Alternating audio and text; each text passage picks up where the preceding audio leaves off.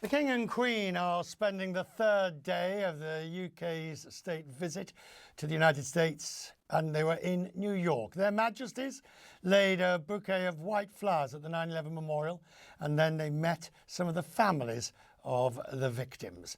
They also were talking to and hearing the stories of first responders, I should say, and local officials. Then the King and the Queen went their separate ways. One went to visit an urban farm in Harlem, where King Charles enthusiastically fed some of the chickens. The farm is part of an organisation that encourages young people to lead healthy lives. And their next stop is a reception for the King's Trust, the charity established by Charles to help disadvantaged youth. The significance of the visit and in the context of the special... Bonnie Greer is with me, former Deputy Chair of the British Museum and a political cultural commentator. Good to see you, Bonnie. It is always Hello, good to have you. Good to see you. You know, and in a way, it's good to have you in London tonight because you can get the perspective of from being on the other side of the Atlantic, of how it's being here. It's going down gangbusters. I mean, people seem to be incredibly impressed with Charles's dignity, his graciousness, all the things that I suppose that's what he's employed for. Well, exactly. I mean, I've lived here a long time, almost longer than in my native land, the United States.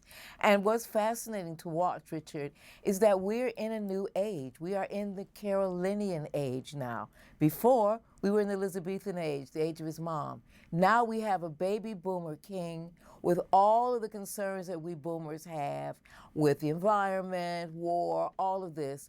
And Charles has brought this to the table. On top of it, the guy is a man of the theater, so he knows how to command a room. He's an historian, so he knows the history of his country, and of the United States. But what was very interesting to me, and I loved it, he was schooling the Congress on the relationship between the United Kingdom and between the United States. He said, "My Prime Minister." He didn't say the Prime Minister. And what he wanted to impress on the Congress is that the leader of the party that wins the election is his advisor. And also, I noticed that both in his speeches and talking, he's mentioned Australia several times. Indeed, I believe the bell from HMS, I believe it's HMAS Trump, I believe it was that he gave the president last night, I believe again has an Australian connection. So he's constantly reminding everybody of the multitude of roles that he plays. And Richard, he brought up the fact that, hey, I'm a veteran of the Royal Navy. My father was in the Royal Navy. My great-uncle Lord Mountbatten was the Royal Navy. My grandfather was in the Royal Navy. You know, so don't talk about the Royal Navy. But he did it so charmingly. People were sitting there stunned. They couldn't believe it. And he worked the room, and it was brilliant. What do you think is the legacy of this trip? Because there are really two, as I see it. The first is, does he manage to paper over cracks between that and Starmer? I suggest that will last probably as long as your tea remains hot. You haven't got any tea, so it won't have it, right? Well, then the ice in the drink remains cold. But you know what I'm saying. So I guess that the ability to paper over Starmer's stuff is that, but in solidifying his role as the monarch, that, I think, is one of the significant parts. What do you think? Totally, and he wants the United States to understand that he is continuity. He is the continuity of this country.